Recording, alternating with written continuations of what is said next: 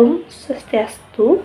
Assalamualaikum warahmatullahi wabarakatuh. Shalom, nama budaya dan salam harmoni.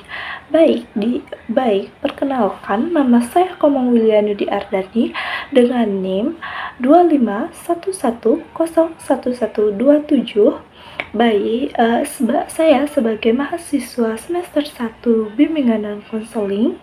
Pada video kali ini saya akan memaparkan tugas ujian akhir semester mata kuliah Filosofi Pendidikan yang diempu oleh Bapak Wayan Eka Paramita, SPD MPD.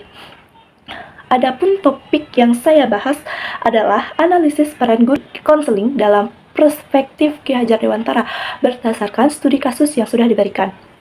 Baik, pendidikan pada dasarnya bukan sekedar proses membagikan pengetahuan atau menegakkan peraturan, melainkan upaya untuk mengembangkan diri peserta didik secara utuh. Namun, realita di lapangan sering menunjukkan adanya penyimpangan dari tujuan ideal tersebut.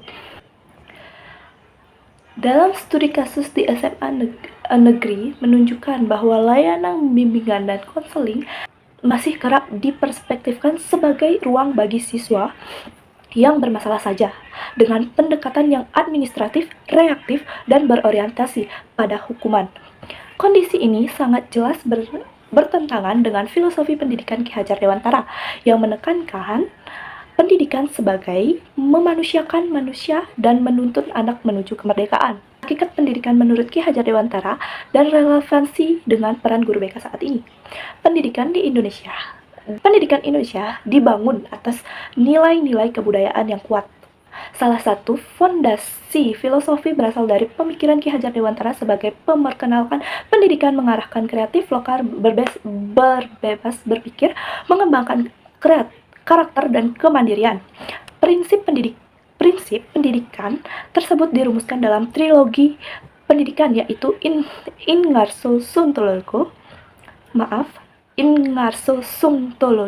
Ing Madya Mangunkursho, dan Tuthuri Hayayani, yang hingga kini masih menjadi semboyan pendidikan nasional. Dalam konteks modern, pemikiran Ki Hajar Dewantara tetap relevan, khususnya dalam menguatkan karakter peserta didik.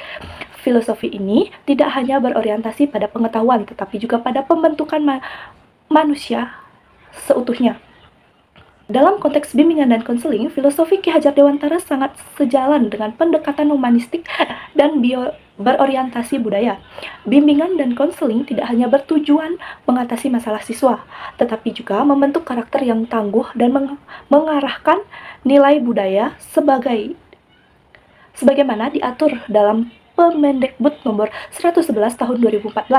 Tuthuri Hayayani misalnya selaras dengan prinsip non-direktif dalam konseling yang menekankan kemerdekaan siswa melalui dukungan motivasi, bukan paksaan.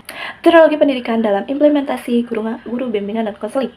Ki Hajar Dewantara juga merumuskan 3 pendidikan yang dikenal sebagai trilogi pendidikan. Ingarso Suntolodo, In Madya Mangunkursho, dan yang terakhir yaitu Tuthuri Hayayani, yaitu pertama, Ingarso Suntolodo yang berarti di depan, memberikan teladan dalam praktik bimbingan dan konseling. Guru harus menjadi contoh dalam sikap empatik, kejujuran, disiplin, serta menghargai tahapan penghargaan terhadap siswa. Keteladanan ini penting agar siswa merasa aman dan percaya untuk terbuka dalam proses konseling. Yang kedua yaitu Ing Madya Mangunkursho, yaitu di tengah membangun kemauan, guru BK berada bersama siswa sebagai mitra yang mendampingi, bukan sebagai penghakim. Melalui pertanyaan eksploratif dan komunikasi yang hangat, guru BK membantu siswa menemukan motivasi dan solusi dari dalam dirinya sendiri. Baik, guru BK sebagai pamong dan refleksi di era modern. Dalam pandangan Ki Hajar Dewantara, pendidikan berperan sebagai pamong, yaitu pengasuh yang menuntun dengan kasih sayang dan kebijaksanaan. Guru BK sebagai pamong tidak mendominasi, tetapi menciptakan ruang aman bagi peserta didik untuk tumbuh dan berkembang.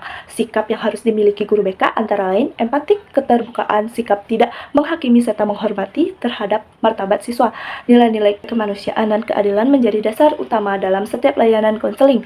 Selain itu, di era pendidikan modern, BK perlu memiliki kompetensi profesional serta keterampilan konseling. Pemahaman perkembangan remaja pelajar, kolaborasi ini penting agar layanan BK tidak berjalan secara terpisah, melainkan terintegrasi dalam sistem pendidikan sekolah. Dalam menjalankan peran sebagai pamong, guru BK dapat menumbuhkan kemandirian, tanggung jawab, dan kesiapan peserta didik dalam menghadapi tantangan kehidupan. Baik, kesimpulannya itu, di era pendidikan modern yang penuh tantangan, guru BK juga dituntut memiliki kompetensi profesional dan adaptif, termasuk keterampilan komunikasi konseling, paham perkembangan remaja, literasi digital, serta kemampuan berkolaborasi dengan sebagian pihak. Filosofi pendidikan Ki Hajar Dewantara memberikan landasan yang kuat bagi transformasi layanan bimbingan dan konseling di sekolah. Pendidikan sebagai proses menuntut kodrat anak menuntut guru BK meninggalkan pendekatan administratif dan represif menuju layanan yang humanis, partisipatif, dan memberdayakan. Melalui penerapan trilogi pendidikan dan penguatan peran guru BK sebagai pamong, layanan BK dapat menjadi sarana strategis dalam memanusiakan manusia dan menumbuhkan kemandirian peserta didik sesuai dengan cita-cita pendidikan nasional. Baik, terima kasih atas perhatiannya Bapak dan Ibu dosen. Saya ucapkan terima kasih dan Om Santi Santi Santi Om.